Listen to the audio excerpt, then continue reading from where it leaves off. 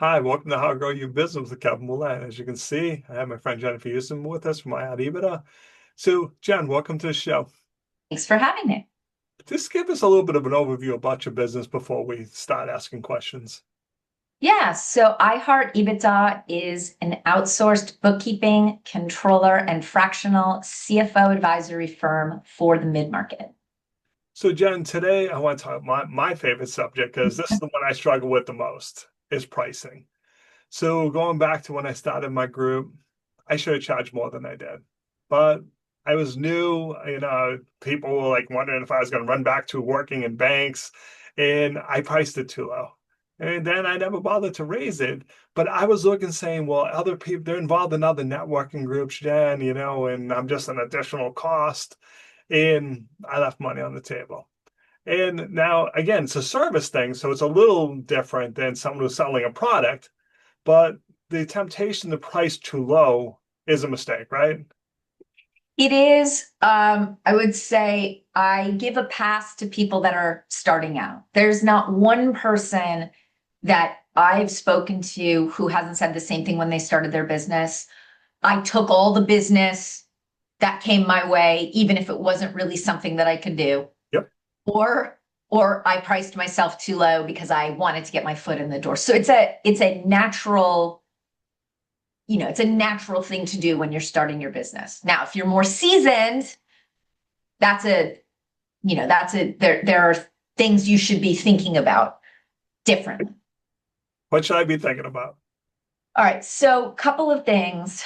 Um, I don't know if you watch Shark Tank, Sure. but if you do, Yep. a lot of times when my husband and I are watching it, we're like, what it who's buying this thing? Like, this is solving a problem that no one has, or it's a very small problem. So first thing you want to think about is like, do people want what you're selling? Yep. Okay. And no, I don't mean like people like, you're solving a problem that was for you and Yep. there's only 10 of you in the world. Sure. You really think about, are you selling something? So if you are, there's a couple different ways to think about it, right? There's what's it going to cost me? Yep. And then add some percentage to that. There's also what people are willing to pay. Yep. And I think that that's something that's often overlooked. Sometimes we have people come in and they're, selling something that's 10x above what the competitors are charging. Right. I'm like, sell me. Yeah. Sell me on why Sure. you are 10x better. So you really need to have an understanding of what your offering is and where it lies in the product mix of other people offering similar services. So I had this nice woman I know, and she wanted to start a cleaning company. And in her mind, her plan was logical. She called every other cleaning company in the area, got their pricing, and went under it. And I'm like, that's gonna not work because you still gotta drive to all these places. If everyone was in the same neighborhood, maybe it'd work. And I think that's a temptation is to look at our competition and try to come in a smidge underneath them, hoping to gain market share. But that might not work either, though, right? The again, that gets back to what is it going to cost you? So she's not factoring in the driving from place, right? She's Yep. booking something they're 2 hours apart. Yep. Maybe if she had said, okay, everything, I'm on Mondays, I can do 3 jobs in this area. They all have to be in this. Sure. So you have to factor all of that in. I think undercutting someone else to get the business initially, I think the hope is I'm going to be so good that when I go to them and say, I'm so sorry, I need to raise my prices, that they're going to be okay with that. That is a very risky thing to push down the line, particularly with something, and this is something that's commoditized. Yep. Yep. So that's the other thing you need to kind of think about. So, Jen, the other day, one of my friends was startled by my answer. We were talking, and he told me that he fired his first client. And I said, I wished him, oh, congratulations. He's like, what are you talking about? I'm like, to me, that's when I knew I was a success when I started turning people away because they didn't fit my model. I wasn't comfortable with them. I'm like, that's not a bad thing because there's going to be people, like you said, that won't want to pay what you want to pay. And if that's the case, let them walk, right? Yes, easier said than done. But what I can Sometimes. tell you, my own personal experience is Yep. that when I have bet, I have always lost. Yep. And um, there's something to be said for, that you hear it a lot with car sales, right? The loss leaders and things Yep. like that. You can afford to have one of those in a portfolio. Your entire portfolio cannot be loss leaders. Exactly. And that's where people make the mistake. If they offer services to someone, they're like, please don't tell anybody. This is what I'm Everybody needs to charging say you. the same story. Yep. Yeah, because they will, and you're going to get a really angry customer when you find out, well, you did the exact same service for Kev that you did for Jen, and you charged Jen a lot less. We're going to have words over that. So it's really important to know your value at the end of the day, right? To know your value, and again, if there's a range, let's say the range is, let's say it's 80 to 120 for whatever the services that you're offering in. If you come in at 100, chances are you're going to be in an okay Yep. place, assuming, your costs are in line. Sure. If you're coming in at 50, you're also signaling to the person that you're selling to that something significantly different about your offering. Because how can you come in so much lower? The opposite is true also.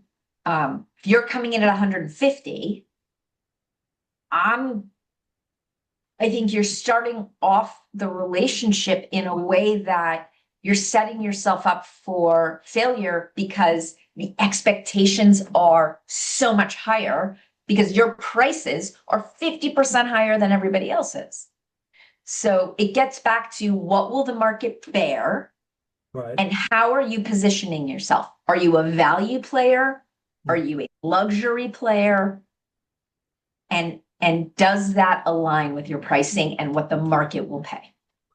It's interesting you brought this up because I had this experience in the past with a contracting type of person. I wanted them to do some work for me, but their price was much higher than the market. I'm like, I like you as a friend, I'd like to use you to support you, but your pricing. And he's like, well, I have higher overhead than everyone else. And I could feel the blood in my lip because I was biting it hard. I'm like, not my problem, man. I'm not going to This pay you because you have higher overhead. this goes to what we were talking about right before Yep. this, right?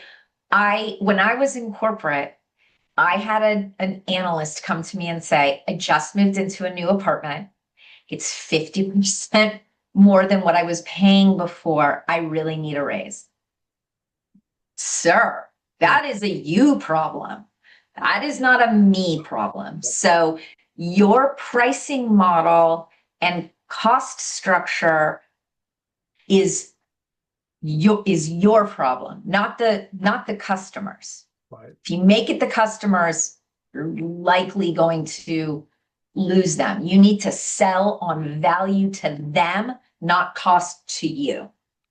But you mentioned earlier being the low cost provider. You know, I mean, I appreciate it just like everyone else. But when I see you're below the market significantly, I probably don't choose you, Jen. Because I'm like, okay, why is this person's I mean, I'll ask you. I'm like, all right, hey, I really appreciate your pricing. It seems low. Tell me why you can be so much lower. Maybe, hey, Cab, I have something for free, or there's a reason for it. But if you can't tell me why, I'm thinking, geez, something's really wrong here. Yeah, and I think that's where, really getting into what the service offering is. Like for us, we're professional services. So that means a super tight scope of services, right? Making sure that we're defining exactly what we're doing. But If we're getting down to, let's say, we were talking earlier about, cleaning services. If you're talking about cleaning services, like maybe you're thinking in your head, oh, they change the sheets and do the laundry. Hmm. And that includes window washing because that's what everybody else has. So maybe the person who's coming in way below is like, oh, to be clear, there's no windows Yeah, right. and we don't do laundry.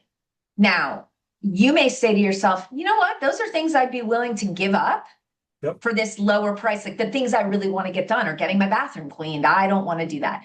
There are other people that are going to say, I get it. This isn't a service offering for me. So again, I think it's your pricing differentiation has to align with the service offerings. Makes sense. So, Jen, if someone needs some help determining their pricing, what's the best way to reach out to you to get some advice? Yeah, check out our website, iHeartEBITDA.com.